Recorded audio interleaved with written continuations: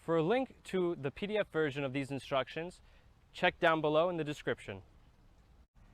The 16.5-inch height Fort Knox raised garden bed design requires 18 4-foot boards connected with stacking brackets, 18 stacking stakes, and 8 finishing caps. For a 22-inch Fort Knox design, you would just add 8 4-foot boards connected with stacking brackets and 8 stacking stakes.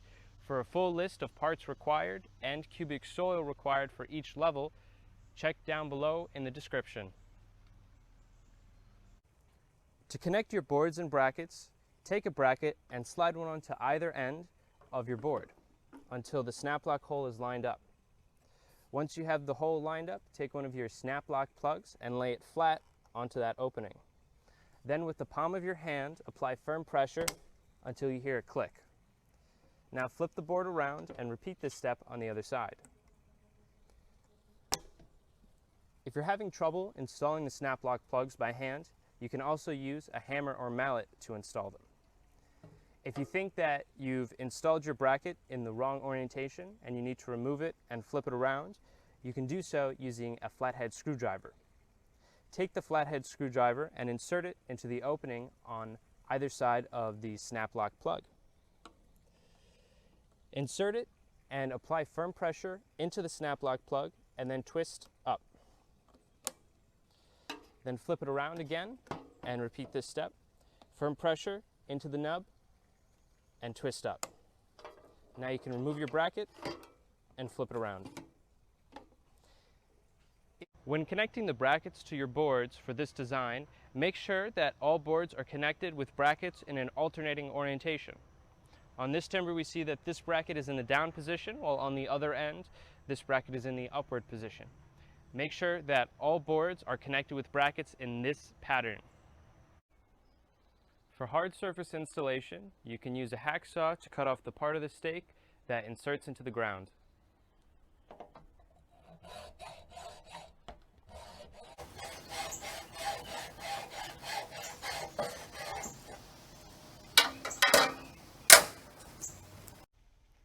Lay out 8 timbers for the first level of your design flat on the ground so you can get a good footprint of where your garden is going to go.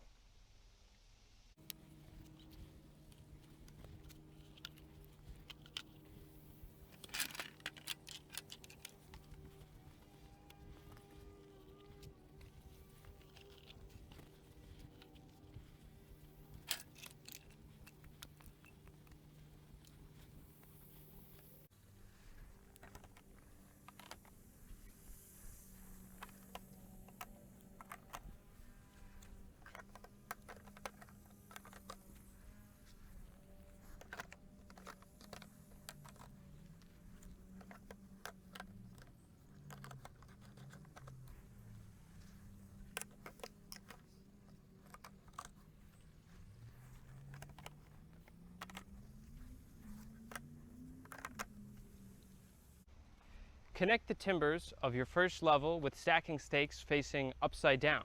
This will allow you to make adjustments to the base level of your frame before hammering those into the ground and securing your shape. Once that's complete, take a 4-foot timber and test the distance between these two cross points. These will be important for the additional levels that will go onto your design.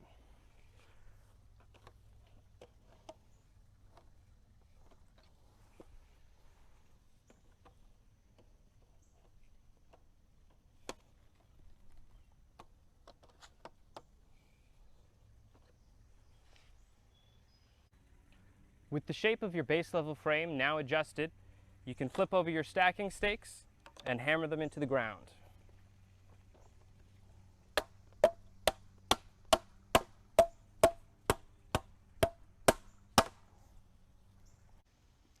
With the base level of your frame now secured into the ground, you can stack your additional levels.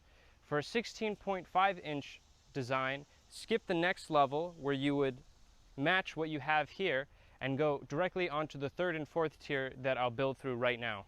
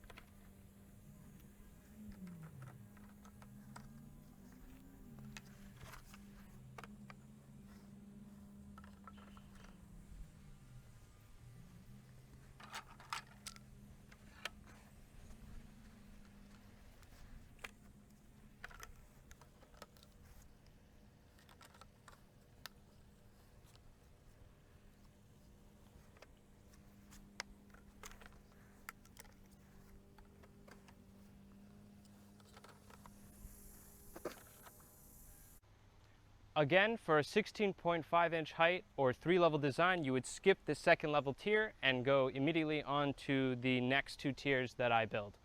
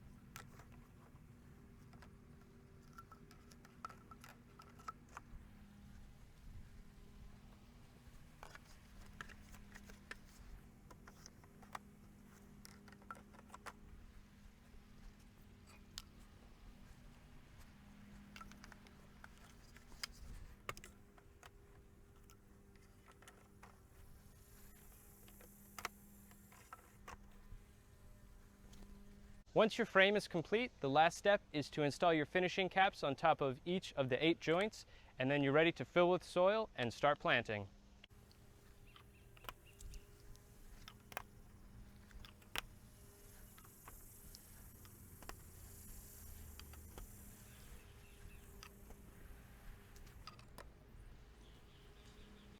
If you're having trouble with animals getting into your garden during the growing season, or if you're interested in vertical growing of snap peas, cucumbers, and tomatoes, check down below in the description for a link to our animal barrier kit and our veggie wall kit. For the Fort Knox garden, you'll install terrace connectors, which will allow you to install those animal barriers and veggie walls even on a terrace step. Check down below in the description for a link to that T-connector as well. If you have any questions on this instructional video, please email us at support@frameitall.com. Frame it all.